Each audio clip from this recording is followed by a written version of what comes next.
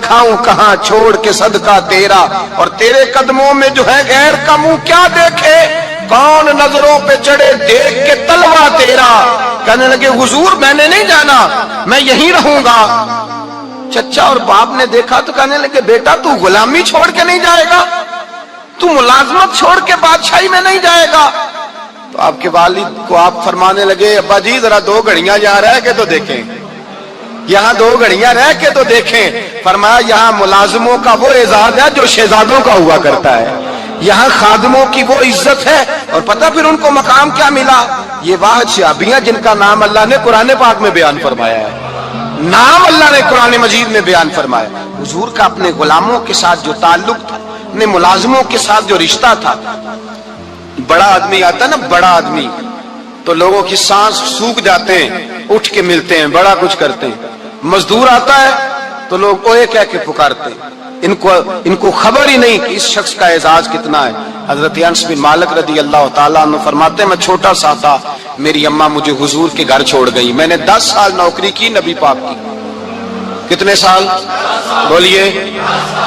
12ویں دن لوگ کہتے ہیں بس بھائی ختم ہو گیا، اب فرینکنس ہو گئی ہے، اب جو مرضی تیرے ساتھ کریں گے۔ 10 سال نوکری کی میں نے، لیکن جناب انس فرماتے ہیں نبی پاک نے کبھی مجھے اف تک بھی نہیں کہا تھا، اف تک بھی نہیں کہا تھا، اف تک بھی۔ حضور نے بھیجا جاؤ فلاں آدمی کو بلا کر کے لاؤ۔ حضرت انس بن مالک رضی اللہ تعالیٰ عنہ فرماتے ہیں میں بلانے گیا، بچہ تھا چھوٹا سا، رستے میں بچے کھیل رہے تھے تو میں ان کے ساتھ کھیلنے لگا، محو ہو گیا، مجھے پتہ ہی نہ چلا وقت کا۔ حضور نے جب مجھے بھیجا تو فرمایا جلدی جانا اور جلدی آنا، اب مجھے خبر ہی نہیں، بڑی دیر ہو گئی۔ حضور وہاں انتظار کر کر کے خود تشریف لائے، کہتے جب نبی پاک آئے تو میں بچوں کے ساتھ کھیل رہا تھا، حضور نے جب مجھے کھیلتے ہوئے دیکھا، میری اچانک نظر پڑی تو میرے ہوش اڑ گئے۔ حضور نے تو کہا تھا جلدی آنا، اور میں یہاں کھیلنے لگا، یہاں اتنا الجھا کہ مجھے خیال نہیں رہا کس کام آیا ہوں۔ حضرت انس فرماتے ہیں میں ڈرنے لگا، جیسے جیسے حضور قریب آتے میری ٹانگیں کانپتی۔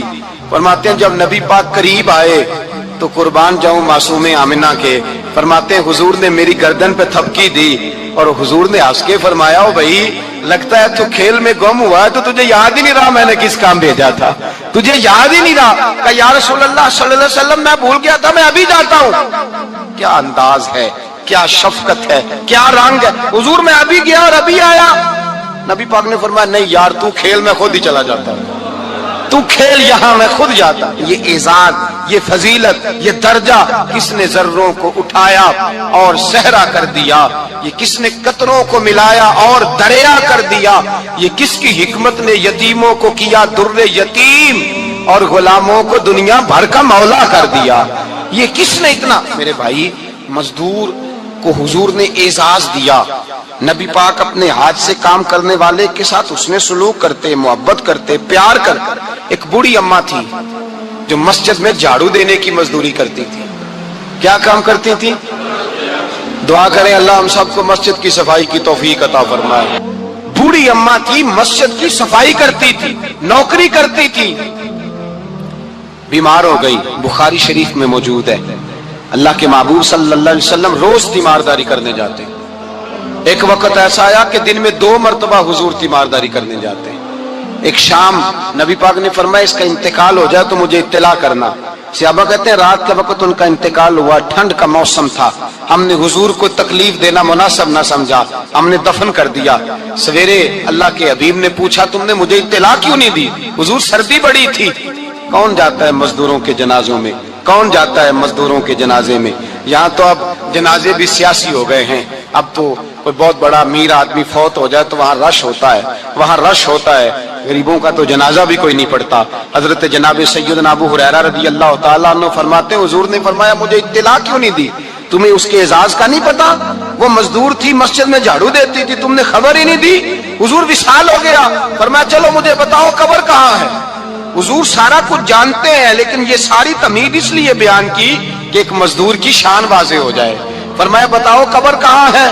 صحابہ کہتے ہیں ہم قبر پہ لے گئے تو میرے نبی نے فرمایا صفے بناؤ میں دوبارہ جنازہ پڑھاؤں گا۔ میں دوبارہ جنازہ نہیں ہو سکتا، اس وقت ہو سکتا ہے جب وارث نے نہ پڑھاؤ، پھر دوسرا جنازہ جائز ہے۔ وارث نہ پڑھے تو اس سے پہلے 20 جنازے بھی ہو جائیں تو جب وارث پڑھ لے پھر دوسرا جنازہ نہیں ہو سکتا. حضور نے دوسرا جنازہ اس لیے پڑھایا کہ حضور اپنی ساری امت کے وارث ہیں. نبی پاک ساری امت کے وارث ہیں. فرمایا بناؤ صفے، میں جنازہ پڑھاتا ہوں. مزدور کو اعزاز دیا، پیار کیا.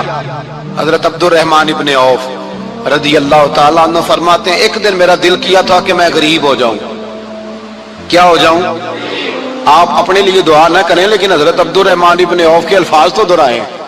وہ کیا کہہ رہے ہیں کہ میرا دل کرتا تھا میں اللہ. ایک دن میرا، بڑے امیر آدمی تھے نا صحابہ میں سب سے زیادہ امیر، فرمانے لگے ایک دن میرا دل کیا میں غریب ہو جاؤں، غربت پسند کر لوں. اصل میں غریب کو اپنی شان کا نہیں نہ پتا. اسے جس دن پتا چل گیا کہ میں غریب کی عظمت کتنی ہے، غریب ہر وقت اپنے آپ کو کوستا ہی رہتا ہے. اور میں اکثر کہتا ہوں کہ یہ بڑے کا قصور نہیں کہ اس نے تجھے چھوٹا جانا ہے، یہ تیرا قصور ہے. تو احساس کمتری میں کیوں مبتلا ہوا؟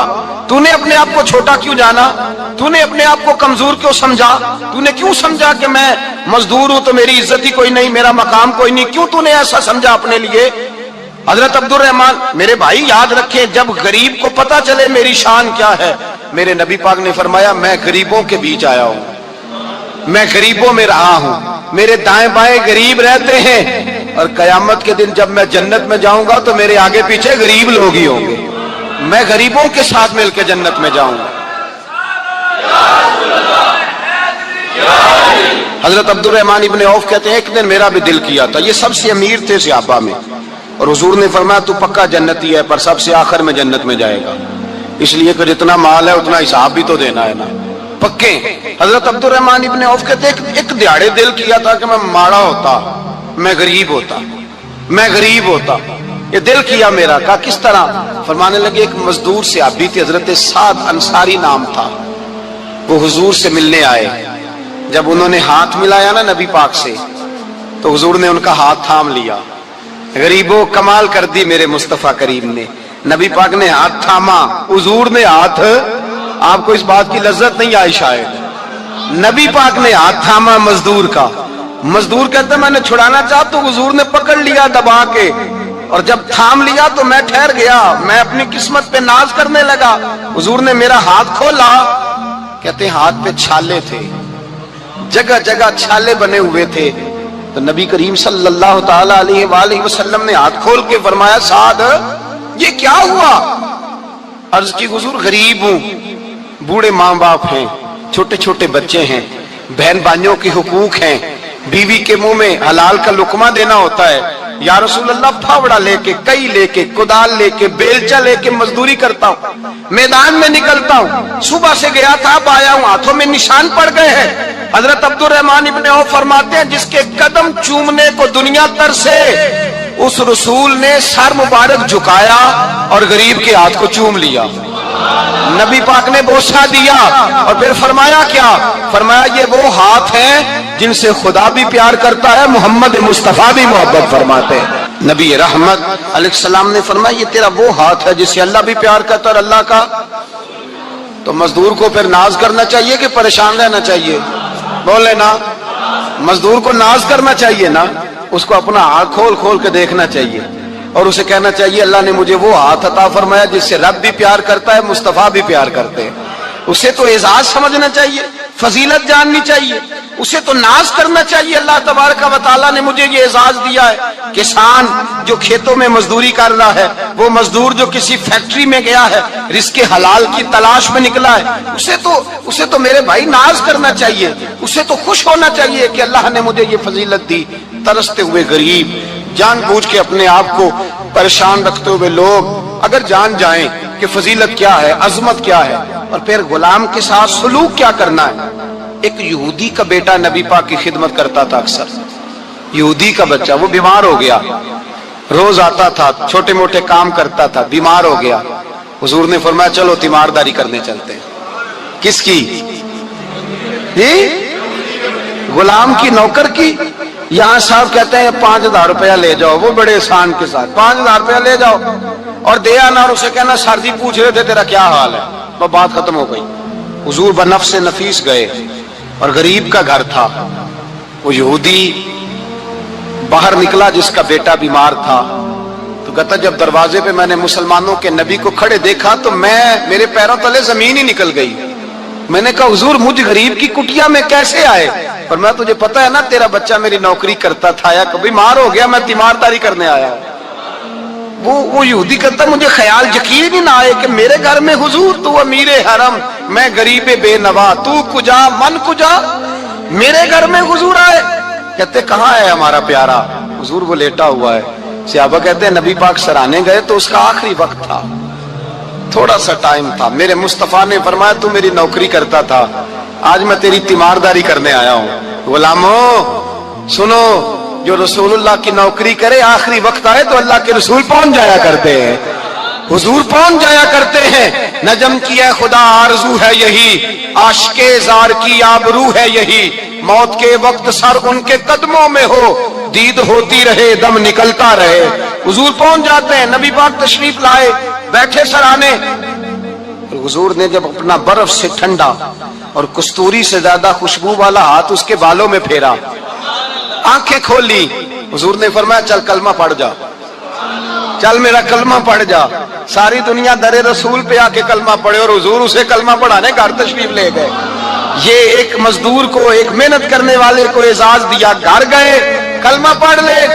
उसने अपने वालिद की तरफ देखा और वालदा की तरफ देखा, माँ बाप यहूदी हैं, रोने लगे, कहने लगे बेटा ये हमसे ज्यादा बढ़कर तेरे हक में खैर खा है, जैसे कहते कर ले। उसने कलमा पढ़ा और हुजूर की गोद में लोट पोट होने लगा। कलमा पढ़ा, रूह परवाज कर गई। शारहीन कहते हैं जब नबी पाक वहां से निकले तो हुजूर ने फरमाया उठाओ इसकी मैयत को। माँ बाप कहने लगे कहाँ ले जाना है? फरमाया हम अपने तरीके के मुताबिक गुस्ल कफन करेंगे, इसलिए कि जो कलमा पढ़ जाए फिर वो मेरा हो जाया करता है, मेरा हो जाया करता है। भाई याद रखें, मजदूर को हजरत रबिया बिन काब फरमाते मैं हुजूर को वुजू कराता था, रात का वुजू मेरी जिम्मेदारी थी, सिर्फ एक वुजू रात का।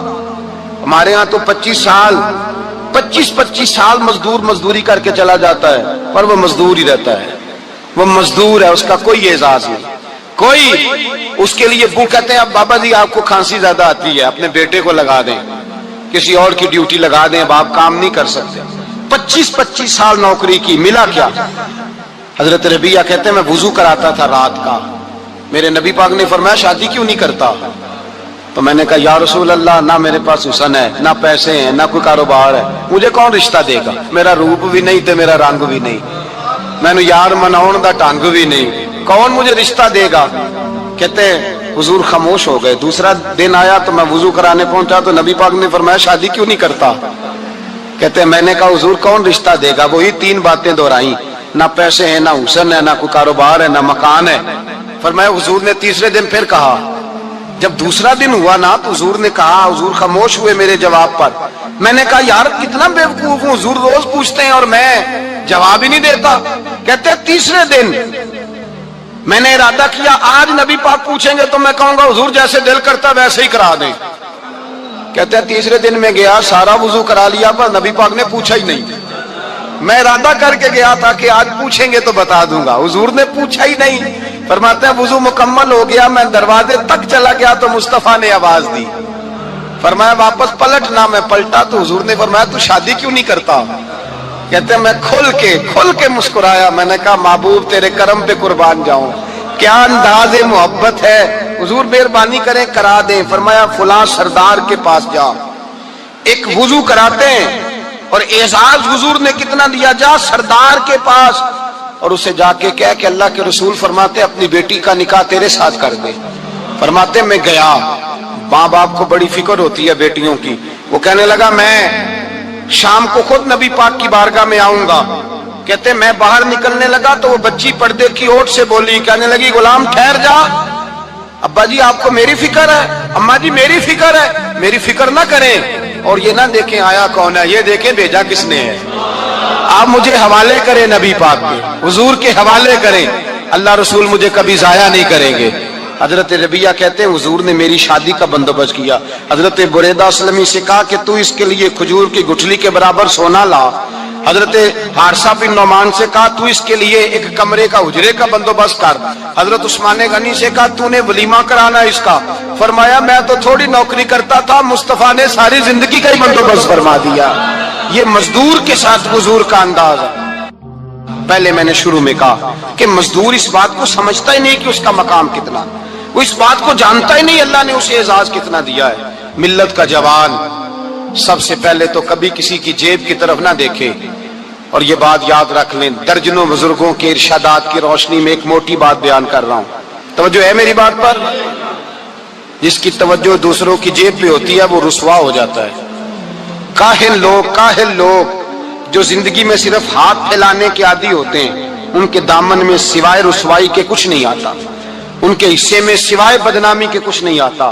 اور جو اپنی بازو کی قوت کے زور پر, اقبال کہتے ہیں اپنی دنیا آپ پیدا کر اگر زندوں میں ہے, سر آدم ہے ضمیر کن فکاں ہے زندگی. اپنے لیے خود جینا سیکھیں, ملت کے لیے کچھ کرنا سیکھیں. معاشرے کے اندر اس سے ادھار پکڑ کے اس کو دے دیا, تو اس سے پکڑ کے اس کو دے دیا. 2 دن اس کے پاس چلے گئے لینے, تو 4 دن اس کے پاس چلے گئے. کبھی کو دوست باہر سے آ گیا تو اس کے پیچھے بھاگنے لگے, چاپلوسی کرنے لگے. 2-4 جوڑوں کی خاطر, ایک موبائل کی خاطر چھوڑیں اس دھندے سے باہر آئیں. میں نے کہا ایک پیشہ برا ہے, ایک پیشہ, اور وہ ہے ہاتھ پھیلانا. باقی کوئی پیشہ برا نہیں. 18 گھنٹے مزدوری کرو, نکلو باہر, نکلو میدان میں آؤ, جدوجہد کرو, مزدوری کرو جب تیرا ہاتھ مزدوری تک جائے. اور یاد رکھو رزق حلال کھانا ہے اور رزق حلال ہی کھلانا ہے. یہ وقار ہے, رزق حلال مومن کا وقار ہے. جو لوگ لقمہ حرام کھاتے ہیں وہ اپنا وجود کھو بیٹھتے ہیں, روحانی طاقتیں کھو بیٹھتے ہیں. میرے اعلیٰ حضرت رحمت اللہ علیہ فرماتے ہیں جس کا نماز میں دل نہ لگے, جس کا مسجد جانے کو دل نہ کرے, جس کا عبادت پہ توجہ نہ ہو, جس کا دین کی طرف رغبت نہ ہو, اسے غور کرنا چاہیے کہ اس کا کئی رزق میں لقمہ حرام تو شامل نہیں ہو گیا.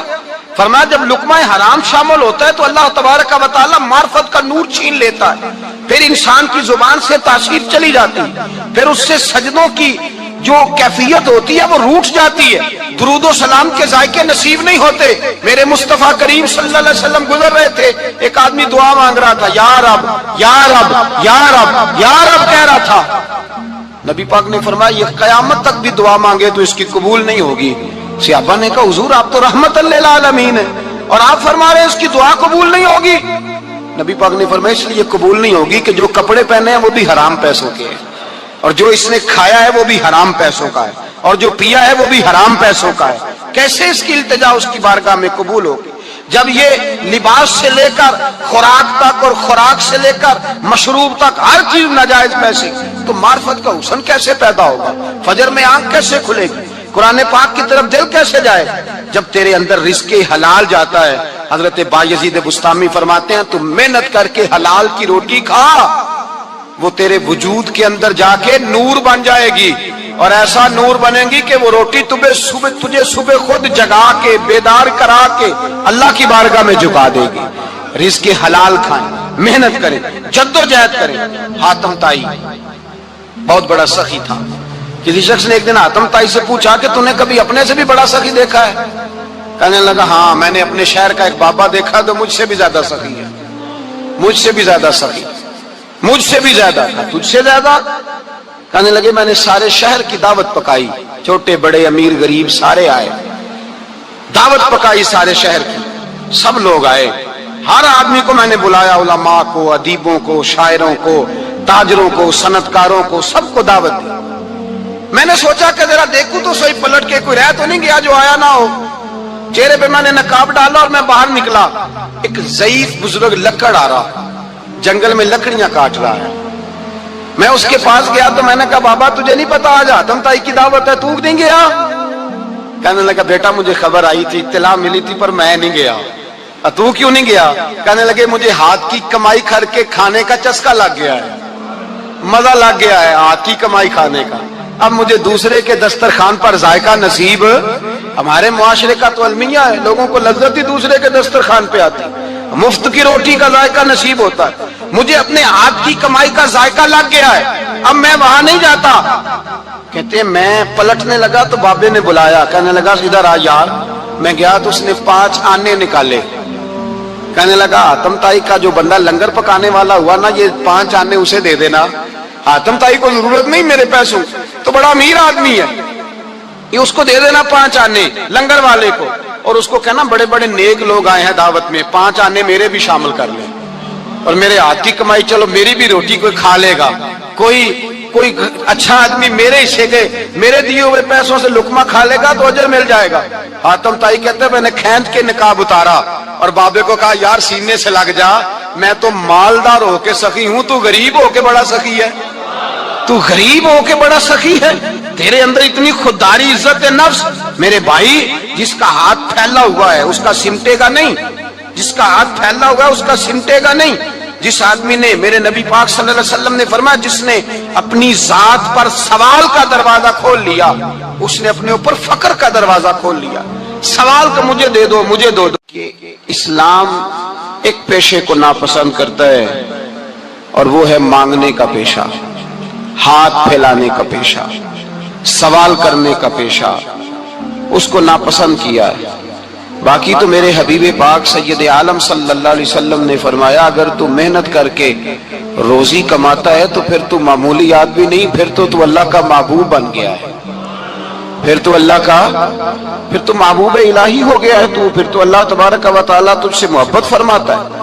اگر تو محنت کرتا ہے, مشقت کرتا ہے, آگے بڑھتا ہے, روزگار کے لیے نکلتا ہے, پھر تو اللہ کا محبوب ہے.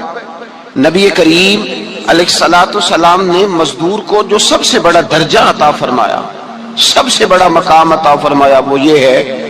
کسی صحابی نے پوچھا یا رسول اللہ صلی اللہ علیہ وسلم سب سے اچھا کھانا کون سا ہے؟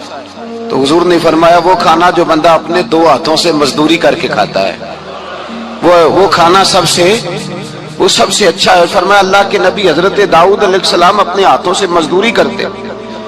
اور پھر نبی کریم سید عالم صلی اللہ علیہ وسلم نے جو دین ہمیں عطا فرمایا, اس دین کو حضور نے کوئی پنڈتوں اور جوگیوں کا دین نہیں بنایا کہ تم بس غار کے اندر چلے جاؤ, اللہ اللہ کرو, میری طرف دیکھیے گا. یہ نہیں فرمایا کہ تم بس ٹھیک ہے آ جاؤ مسجد تسبیح پکڑ لو, کوئی اور کام نہ کرو, بلکہ حکم دیا ہے کہ کسب معاش کرو, محنت کرو, جد و جہد کرو, ہاتھ ہلاؤ.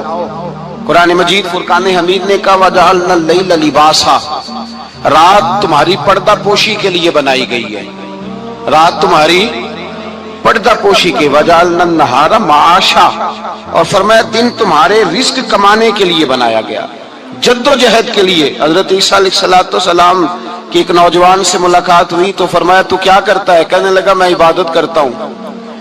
تو فرمایا کھاتا کہاں سے ہے؟ کہنے لگا میرا بھائی کمائی کرتا ہے تو وہ مجھے اس میں سے حصہ دیتا ہے. تو آپ فرمانے لگے پھر تو عبادت گزار نہیں, تیرا وہ بھائی تجھ سے زیادہ عبادت گزار ہے, جو تیرے لیے یہ بندوبست کرتا ہے, جو تجھے یہ جد و جہد کر کے دیتا ہے, وہ تیرے لیے. حضرت عمر فاروق رضی اللہ تعالیٰ عنہ نے اپنے دور خلافت میں شوق دلایا صحابہ, محنت کرنے کا شوق. ہمارے معاشرے کے اندر لوگ دوسرے کی کمائی پر وقت گزارنا چاہتے ہیں, دوسرے کے مال پر نظر رکھتے ہیں. مجھے کچھ سسرال سے مل جائے, کچھ مجھے رشتہ داروں سے مل جائے, کچھ مجھے دوست احباب سے مل جائے, کچھ مجھے باقی جگہوں سے مل جائے. لوگ مختلف جگہوں پہ نظر رکھتے ہیں اور مختلف ہیلوں اور بہانوں کے ساتھ دوسرے کا مال ہڑپ کرنے کی کوشش کرتے ہیں. میرے حبیب کریم علیہ السلام نے توجہ دلائی صحابہ کو, مزاج عطا فرمایا. نبی پاک صلی اللہ تعالی علیہ وآلہ وسلم نے ارشاد فرمایا, حضرت عمر کی بات کر رہا تھا, پہلے اس کو مکمل کروں. جناب عمر فاروق رضی اللہ تعالیٰ عنہ نے شوق دلایا صحابہ کو. تو ایک دن آپ گزر رہے تھے تو ایک صحابی وہ درخت لگا رہے تھے, اپنے ہاتھ سے درخت لگا رہے تھے. تو حضرت عمر فاروق رضی اللہ تعالیٰ عنہ نے دیکھا تو دیکھ کر فرمانے لگے تجھے مبارک ہو, تجھے. فرمایا اللہ تبارک و تعالیٰ تیری عزت بھی بڑھا دے گا اور تیری محتاجی بھی دور فرما دے گا, اس لیے کہ تو محنت کر رہا ہے, تو جد و جہد کر رہا ہے, تو اپنے ہاتھ سے کوشش کر رہا ہے. اللہ تبارک و تعالیٰ تیرا رزق بھی بڑھا دے گا اور اللہ تیری عزت میں بھی اضافہ کرے گا. نبی کریم علیہ الصلوۃ والسلام نے فرمایا عدل کرنے والے بادشاہ کے ساتھ جو آدمی جہاد کے لیے نکلے اس کا دین میں سب سے بڑا درجہ ہے. عدل کرنے والے حکمران کے ساتھ جو جہاد کے لیے نکلے اس کا سب سے بڑا درجہ ہے. فرمایا میرا وہ غلام جو صبح سے لے کر شام تک ایک دن رزق حلال کے لیے محنت کرتا ہے، فرمایا ایک پورا سال عدل کرنے والے بادشاہ کے ساتھ جہاد کرنے سے اللہ ایک دیہڑی لگانے والے مزدور کو زیادہ ثواب عطا فرمائے گا. اللہ اسے زیادہ اجر دے گا، اس لیے کہ وہ جد و جہد کر رہا ہے، وہ کوشش کر رہا ہے، میدان عمل میں نکلا ہوا ہے. مزدور کو ایک تو کاہلی بڑی ہے. ہر چوتھا نوجوان جس کو ہم دیکھتے ہیں اس کو پوچھتے ہیں تو کیا کرتا ہے، کہتا کاغذ جمع کرائے باہر جانے کے لیے. تو سالوں بیت گئے، بس وہ نہ کاغذ نکلے نہ صاحب باہر گئے. بھائی کوئی کام کر لیں تو کہتے ہیں میرے ابا جی کو 2-4 کروڑ روپیہ دے دیں گے تو کچھ کر لیں گے، اگر نہ دیا تو پھر دیکھیں گے دائیں بائیں. اور اس ظلم نے، اس زیادتی نے گناہ کے دروازے کھولے ہیں، لالچ کے دروازے کھولے ہیں، قتل کے دروازے کھولے.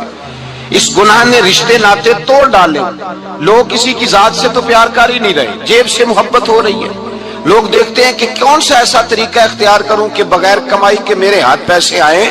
اور خدا کے بندو یاد رکھو، اللہ تبارک و تعالیٰ فرماتا ہے دنیا تجھے کیا دے سکتی ہے، لوگ تو محتاج ہیں، تو محنت کر اور توجہ میری بارگاہ کی طرف رکھ.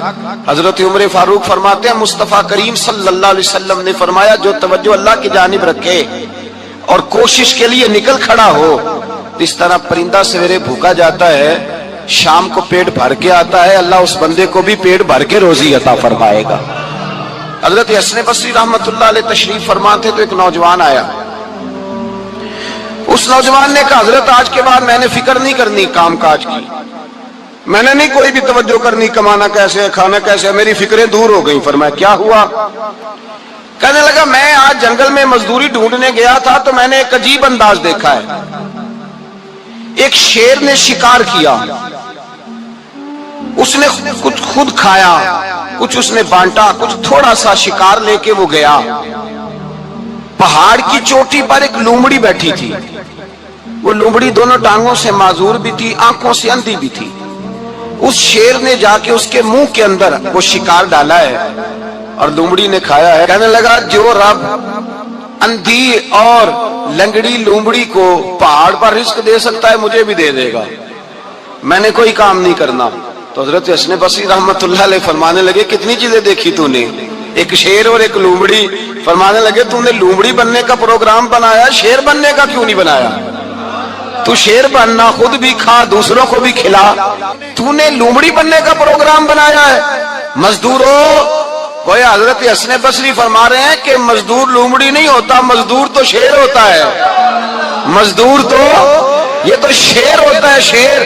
اس کا مالک جو جس نے اس کو دیہڑی پہ رکھا ہے وہ بھی مزدور کی کمائی کھا رہا ہوتا ہے، وہ بھی مزدور کی. تو مزدور تو شیر ہے. انہیں سر جھکا کے نہیں جینا چاہیے، انہیں سر اٹھا کے جینا چاہیے. یہ تو بڑے قیمتی وجود کے لوگ ہیں جو مزدوری کرنے نکلتے ہیں، ان کے کچھ حقوق ہیں، کچھ حقوق. ہمارے حکمران بھی حقوق کا تعین کرتے ہیں، کہتے ہیں 15,000 سے زیادہ، یہ جو بجٹ آیا ہے نا اس میں 15,000 سے زیادہ، کہتے ہیں مزدور کی تنخواہ 15,000 ہونی چاہیے. کتنی جی 15,000 سے کون سا گھر چلتا ہے؟ ویسے مولویوں کی بھی اتنی ہے، اور میرے خیال ہے کم مولویوں کی 15,000 ہے، 10 کے قریب ہی ہے. اور اس کو بھی کہتے ہیں کہ تو بڑا کھاتا ہے، ارادہ ہے عید کے بعد تجھے چھٹی کرا دی جائے، بڑے خرچے ہیں تیرے مولوی. 15,000 روپیہ تنخواہ مزدور کی، گزارا ہوتا ہے؟ آؤ میں تمہیں وہ اس بارگاہ پہ لے جاؤں جس نے سب کو شانیں عطا فرمائی ہے. حضرت ابوبکر صدیق رضی اللہ تعالیٰ عنہ خلیفۃ المسلمین بنے، خلیفہ بنے تو سویرے جس رات خلیفہ بنے سویرے سر پہ ٹوکری رکھی، منڈی کی طرف جا رہے ہیں. حضرت عمر فاروق رضی اللہ تعالیٰ عنہ مولا علی شیر خدا کو کسی نے بتایا کہ وہ تمہارا خلیفہ تو جا رہا ہے مزدوری کرنے، وہ تو جا رہا ہے کمائی کرنے. حضرت علی شیر خدا مولا کائنات جناب فاروق اعظم دونوں نے رستے میں روکا کہ ابو بکر کہاں جا رہے ہو؟ فرمانے لگے کام کرنے جا رہا ہوں، مزدوری کروں گا، منڈی میں جاؤں گا، تجارت کرتا تھا اس کو جاری رکھوں گا، بچوں کا پیٹ بھی تو پالنا ہے. اب تمہاری حکومت کے پیچھے بچے تو نہیں نا بھوکے مروا لینے، میں نے کچھ کرنا تو ہے. حضرت عمر کہنے لگے چل آ کے بیٹھ، ہم صحابہ کو اکٹھا کرتے ہیں اور مال غنیمت سے تیرا وظیفہ لگاتے ہیں، آپ کو وظیفہ ملے گا مانا. تو آپ बैठ करके मस्जिद में तो ड्यूटी करें। बैठ गए, मुशावरत हुई तो हज़रत अबू बकर सिद्दीक रज़ी अल्लाह ताला पूछने लगे, जनाब बतलाइए आपका कितना वजीफा लगाया जाए? तो हज़रत अबू बकर सिद्दीक फरमाने लगे, उतना लगा दो जितनी एक मजदूर की तनख्वाह होती है। तो एक सहाबी बोल के बड़े मीठे और धीमे लहजे में कहने लगे, अबू बकर अगर तेरा गुजारा ना हुआ तो, अगर तेरा गुजारा ना हुआ तो अबू बकर सिद्दीक फरमाने लगे, अगर मेरा गुजारा ना हुआ तो मैं मजदूरों की तनख्वाह में इजाफा कर दूंगा। अगर मजदूरों के घर जलने लगेंगे तो मेरा भी चलेगा, मैं उनकी तनख्वाहें बढ़ाऊंगा, सिर्फ अपनी। तो मजदूर के हुकूक का तायुन किया। सबसे पहले तो मेरे नबी पाक अलैहिस्सलाम ने मना फरमाया, फरमाया जिसको मजदूरी पर रखो पहले उसके साथ उजरत तय करो। हुजूर सल्लल्लाहु अलैहि वसल्लम ने फरमाया, जब तक उजरत वाज़े ना हो जाओ किसी को काम पर, जब तक उजरत वाज़े ना हो जाए, मुकम्मल ना हो जाए कि क्या देना है, तय करें। क्या लोगे, जो जनाब दे देंगे ले लूंगा, शरीयत इसको पसंद नहीं करती, महबूब नहीं रखती। पहले उसके साथ पहला हक मजदूर को यह दिया कि उसकी उजरत पहले, बोलिए उजरत पहले उजरत तय होगी, ये पहला हक है। और मजदूर का दूसरा हक क्या बयान किया मेरे नबी पाक ने?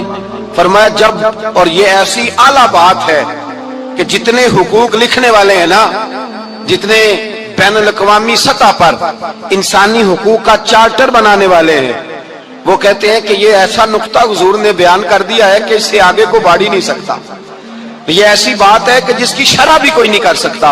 मेरे हबीब करीम अलैहिस्सलातु सलाम ने फरमाया पहले तय करो, और क्या खूबसूरत लफ्ज है, कानून बना दिया। फरमाया जब मजदूर मजदूरी कर ले तो उसका पसीना खुश्क होने से पहले पहले उसे अदा कर देना। उसका पसीना खुश्क होने से पहले उसे उसकी मजदूरी दे दो। बेचारे ने मेहनत की है, अपने घर जाए।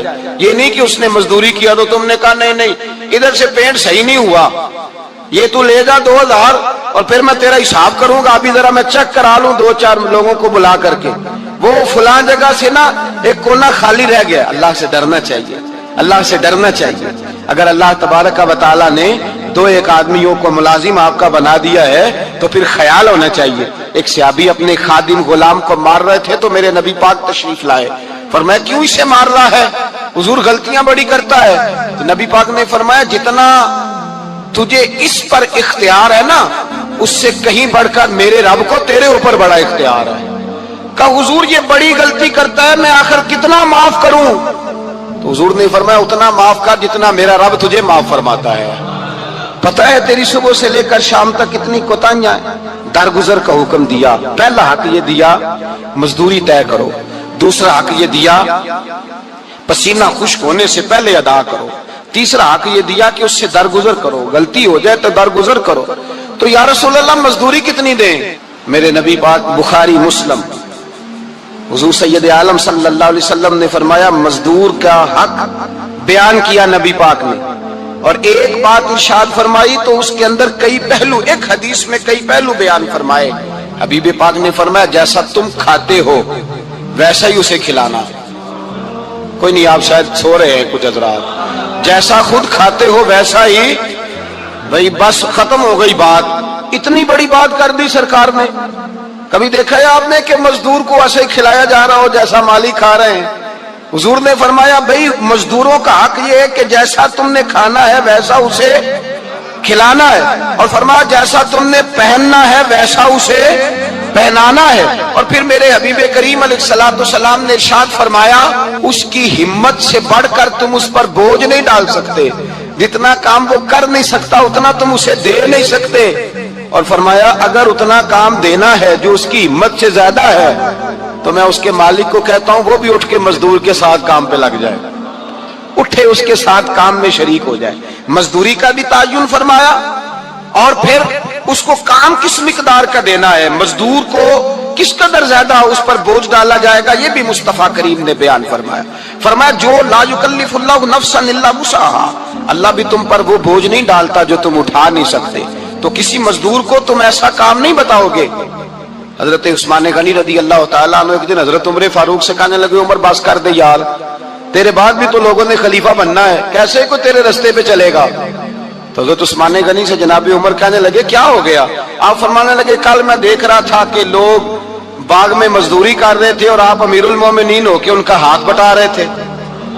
हाथ बटा रहे थे तो हजरत उमर कहने लगे, बूढ़े थे, बीमार थे, मजदूरी कर रहे थे तो पसीना बह रहा था, क्या हो गया अगर थोड़ा सा मैंने साथ दे दिया। हजरत जनाब सैयदना फारूक आजम ये लफ्ज कहते हुए रो पड़े। आप फरमाने लगे, मैं किसी बादशाह का शहजादा नहीं, मैं भी उसी बाप का बेटा हूं जो ऊंट चरा के गुजारा किया करता था। मैंने आगे बढ़ के लोग हैसियत भूल जाते, अपनी हैसियत भूल जाते। अल्लाह तबारक व तआला जब कुछ अता करता है, उनका रवैया अपने मातहतों के साथ इतना सख्त और जाबिराना आमिराना हो जाता है, इस कदर ज्यादा उनके लबो लहजे में कड़वाहट आ जाती है, इस कदर ज्यादा उनकी तबीयतों के अंदर सख्ती और गुरूर भर जाता है कि वो एहसास ही नहीं करते कि जो सामने बैठा है वो बड़ा एक दुखी इंसान है और वो तकलीफ में है, वो आजमाइश में अपने आप को मुब्तला समझ रहा है। हजरत अबू ज़र गिफारी रदी अल्लाह ताला अन्हु फरमाते हैं, मैं अपने मातहतों के हक में बड़ा सख्त था, सख्त थी मेरी तबीयत, मेरे गुलामों की जुर्रत ही नहीं थी कि वो मेरे सामने गुफ्तगू कर सकें और ठहर भी सकें। फरमाते हैं, जिस दिन मैं कलमा पढ़, जिस दिन मैं हुजूर की बारगाह में, तो मैंने कहा हुजूर कोई खास नसीहत? तो नबी पाक ने फरमाया, मेरी नसीहत तेरे लिए ये है कि जैसा तूने खाना है वैसा ही गुलाम को खिलाना है, जैसा तूने पहनना है वैसा ही गुलाम को पहनाना है। हजरत अबू ज़र कहते हैं, जो मेरे अंदर कमी थी वही मेरे नबी ने नसीहत कर दी, जो मेरे अंदर कोताही थी वही गैब जानने वाले रसूल ने बतला दी। फरमाते मैं घर गया, जब मैं जाता था तो मुलाजिमों का सांस खुश्क हो जाता था, वो कांपने हाँपने लगते थे कि जाने अब ये क्या करेगा। हजरत अबू ज़र गिफारी फरमाते मैं गया, एक शख्स से मैंने कहा खाना पकाओ, खाना पकाया, दस्तरखान पे लगाया और अपने सारे मुलाजमों को कहा, आओ यार मेरे साथ बैठ के रोटी खाओ, आओ सारे मेरे साथ बैठ के खाना खाओ।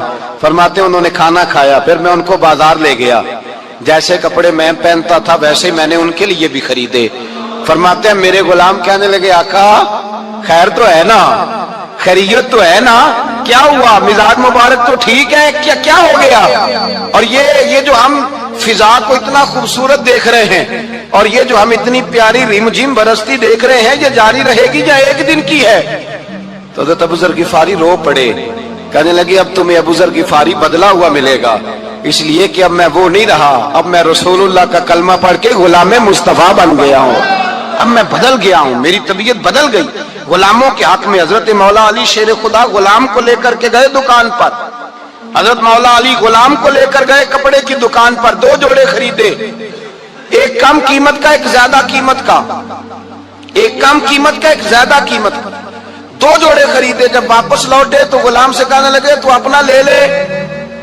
गुलाम को पता था कि उस जमाने में होता क्या था, उसने कम कीमत का जोड़ा उठाया। हजरत अली फरमाने लगे अजीब आदमी है, ये तो तेरा नहीं, ये तो मेरा है। उसने कहा हुजूर किस तरह से? आप फरमाने लगे तेरे लिए कीमती जोड़ा इसलिए खरीदा है कि तू जवान है, और मैंने अपने लिए इसलिए छोटा खरीदा है कि मैं तो अब बूढ़ा हो गया हूँ, मुझे तो आदत नहीं। कहने लगा हुजूर बूढ़े और जवान का मतलब नहीं, आप अली हैं।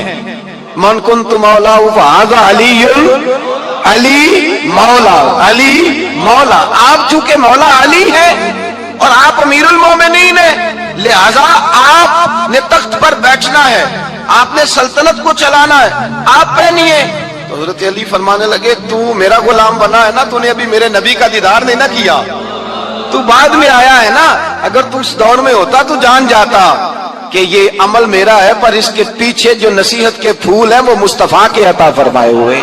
तो भाई याद रखें, नबी करीम सैयद आलम सल्लल्लाहु ताला अलैहि वसल्लम ने तायुन फरमाया मजदूर के हुकूक का, तायुन किया। हजरत हकीम बिन हिजाम कहते हैं मैं हुजूर की बारगाह में बैठा था, तो नबी पाक सल्लल्लाहु अलैहि वसल्लम से मैंने कहा या रसूल अल्लाह, आपको कौन सा आदमी पसंद है, कौन सा मेहनत करने वाला पसंद है? तो हुजूर ने फरमाया जिसके दोनों हाथ काम करें, दोनों पैर चलें और उसकी पेशानी पर पसीना आए, वो बंदा मुझे बड़ा अच्छा लगता है। जिसकी पसीना आए, आज लोग मजदूरी नहीं करते, दाएं बाएं देखते हैं, लोग अपने अंदर वो तवानाई, वो गैरत, वो खुददारी पैदा नहीं करते। भाई गर्दन को झुका देता है खैरात का पत्थर, जहां में मांगने वालों के सर कभी ऊंचे नहीं होते। और एक बार कहने लगे गैरत है बड़ी चीज, जहां ने तगो दो में पहनाती है ये फक्र को ताजे सरदारा। अपने अंदर ये तवानाई पैदा करनी चाहिए, ये कोशिश करनी चाहिए। मेरे नबी करीम صلی اللہ علیہ وسلم نے فرمایا تمہارے بعض گناہ ایسے ہیں جو صرف تم مزدوری کرنے جاؤ گے تو اللہ تمہاری مزدوری کی وجہ سے ہی تمہارے گناہ معاف فرما دے گا. اللہ تمہاری محنت اور کوشش کے سبب سے تمہاری ان غلطیوں سے درگزر فرمائے گا. حبیب کریم سید عالم صلی اللہ علیہ وسلم نے فرمایا مزدور جب قیامت کے دن آئے گا، بھئی عالم تو آیا، صوفی تو آیا، درویش تو آیا، صحابہ تو آئے، ان کا آنا تو شفاعت کے لیے شمار کیا گیا. میرے مصطفیٰ نے فرمایا جب مزدور آئے گا، مزدور کی سب سے بڑی غلطی یہ ہے کہ مزدور اپنے آپ کو نیچ سمجھتا ہے. مزدور کی سب سے بڑی غلطی یہ ہے کہ یہ اپنے آپ کو چھوٹا سمجھتا ہے. اس کی زیادتی یہ ہے کہ یہ اپنی سوچ کو بڑا نہیں کرتا. یہ سمجھتا ہے نہیں کہ بھئی میں تو دو ہاتھوں کی محنت کی کمائی کھاتا ہوں، یہ آرزو کرم اور میں آپ سے کروں، یہ بھیک اس کو دیجئے جس کا خدا نہ ہو. مزدور کی زیادتی یہ ہے کہ یہ اپنے آپ کو چھوٹا جانتا ہے. میرے مصطفیٰ نے فرمایا جب مزدور محنت کرنے والا قیامت کے دن آئے گا تو اس کا چہرہ اس طرح چمکے گا جس طرح 14ویں کا چاند چمکا کرتا ہے. اس قدر اس کا چہرہ چمکے گا جب آئے گا وہ صبح قیامت. میرے بھائیوں، مزدور ایک عظیم شخصیت کا نام ہے. محنت کرنا، اپنے دونوں ہاتھوں سے مشقت کرنا، جدوجہد کرنا. مجھے کئی سارے لوگ، میں جب ملک کے مختلف گوشوں میں جاتا ہوں تو کئی سارے لوگ کہتے ہیں آپ کے ابا جی کا مزار کدھر ہے، آپ کس مزار کے سجادہ نشین ہیں؟ تو میں ان سے کہتا ہوں میں سجادہ نشین نہیں، میں تو کسان کا بیٹا ہوں، اور میں اس شخص کا بیٹا ہوں جو رات کو 2 بجے اٹھ کے بھی گھر سے نکلتے تھے 2 نفل پڑھ کے. تو ہم پوچھتے تھے کہ اماں جی ابا جی کہاں گئے؟ تو کہتے تھے چند کھیتوں کو پانی لگانا تھا اور رات کو رخصت ہو گئے. فخر کی بات ہے، یہ اعزاز کی بات، یہ اعزاز کی بات ہے. ہم نے ساری زندگی ان کے ہاتھ پہ چھالے دیکھے لیکن بات لفظ زبان پر یہی دیکھی کہ بیٹا عزت والا وہی ہوتا ہے جو اپنے ہاتھوں سے محنت کر کے روزی کھایا کرتا ہے. بھائی یاد رکھیں یہ اعزاز کی بات ہے. اعزاز، مزدور کا بیٹا فخر کرے، کسان کا بیٹا ناز کرے. وہ جو آدمی سویرے جاتا ہے ویلڈنگ کا پلاٹ لے کے کام کرنے، اس کا بیٹا ناز کرے. وہ جس کا باپ پھاوڑا چلاتا ہے، چھینی چلاتا ہے، تھوڑا چلاتا ہے، وہ ناز کرے. اور مزار صرف ان لوگوں کے نہیں ہوتے جو اللہ اللہ کرتے ہیں، ہو کرتے ہیں، وہ تو قابل اعزاز ہے اللہ کے بندے، ان کے بھی مزار ہوتے ہیں.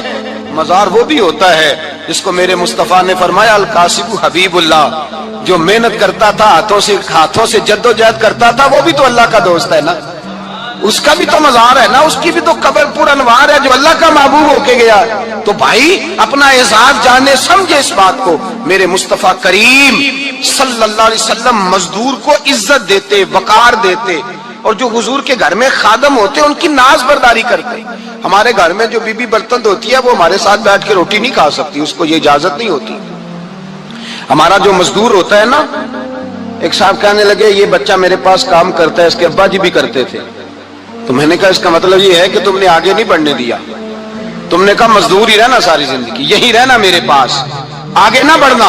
میرے مصطفیٰ کریم سید عالم صلی اللہ علیہ وسلم کے پاس جو لوگ کام کرتے تھے، محنت کرتے تھے، مشقت کرتے تھے. ہمارا ملازم ڈرتا ہے، کامتا ہے، وہ بات کرتا ہے تو صاحب جی کہتے کہتے زبان تھکتی ہے، 100 دفعہ موڈ کو دیکھتا ہے، گالیاں کھاتا ہے بیچارہ، اس کی عزت نفس کو اچھالا جاتا ہے، اس کو رسوا کیا جاتا ہے، اور وہ بیچارہ رات کو رضائی میں منہ دے کے روتا ہے کہ یار میرے نصیب صرف اس لیے کمزور ہیں کہ میں غریب کے گھر میں پیدا ہوا ہوں.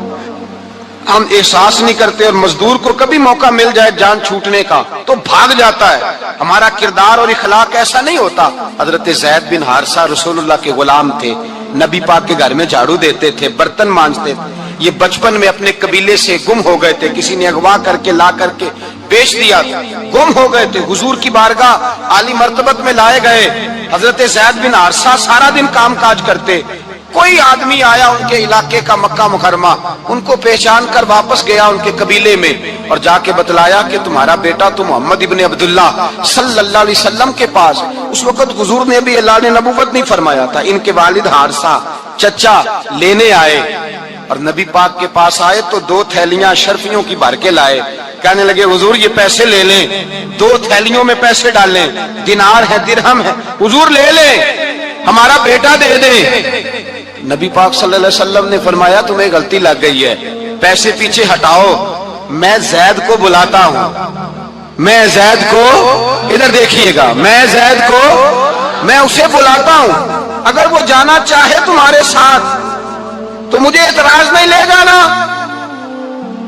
چچا اور باپ کہنے لگے آپ عجیب بات کرتے ہیں، وہ غلامی چھوڑ کے نہیں جائے گا، آپ عجیب بات کرتے ہیں، وہ مزدوری چھوڑ کے بادشاہی اختیار نہیں کرے گا، ہم کھاتے پیتے لوگ ہیں، اس کی ماں ترس گئی ہے اس کو ملنے کو، بہنیں روتی ہیں، وہ جائے گا نہیں۔ میرے حبیب نے فرمایا تم نے ابھی یہ ذائقہ چکھا نہیں، تمہیں اس کا پتہ نہیں، تو میں بلاتا ہوں، اگر جانا چاہے تو پیسوں کی ضرورت نہیں، لے جانا۔ حضرت زید کو پیغام دیا، آئے، حضور نے فرمایا وہ تمہارے والد کھڑے ہیں، وہ چچا ہیں، لینے آئے ہیں۔ جناب زید گئے، باپ کے گلے سے لگے، بچھڑے ہوئے باپ بیٹا ایک دوسرے کو مل کے کھل کے روئے، کہا بیٹا تیری ماں کی آنکھیں پتھر ہو گئی تیرا رستہ دیکھ کے، تیری بہنیں ترستی ہیں تیرے چہرے کے دیدار کو، بیٹا وہ گلیاں بھی روتی ہیں جن میں تو کھیلا کرتا تھا، پر اب فکر کی بات کوئی نہیں، اب کوئی پریشانی نہیں، میں پیسے لایا ہوں تجھے لے جاؤں گا۔ نبی پاک صلی اللہ علیہ وسلم نے دیکھا نا جب باپ بیٹے کی گفتگو ہو گئی، آنسو بہ گئے، بوجھ ہلکے ہو گئے، تو میرے قریب نے فرمایا زید اگر تم چچا کے ساتھ والد کے ساتھ جانا چاہو تو میری طرف سے اجازت ہے، تم جا سکتے ہو۔ یہ لفظ کہے تو جناب زید دوڑ کے حضور کے قدموں میں آ کے بیٹھ گئے، حضور کے قدموں میں بیٹھ گئے، اور گویا فاضل بریلوی علیہ رحمہ نقشہ بیان کرتے ہیں، کہنے لگے تیرے قدموں میں رہوں، غیر کی ٹھوکر پہ نہ ڈال، میں جھڑکی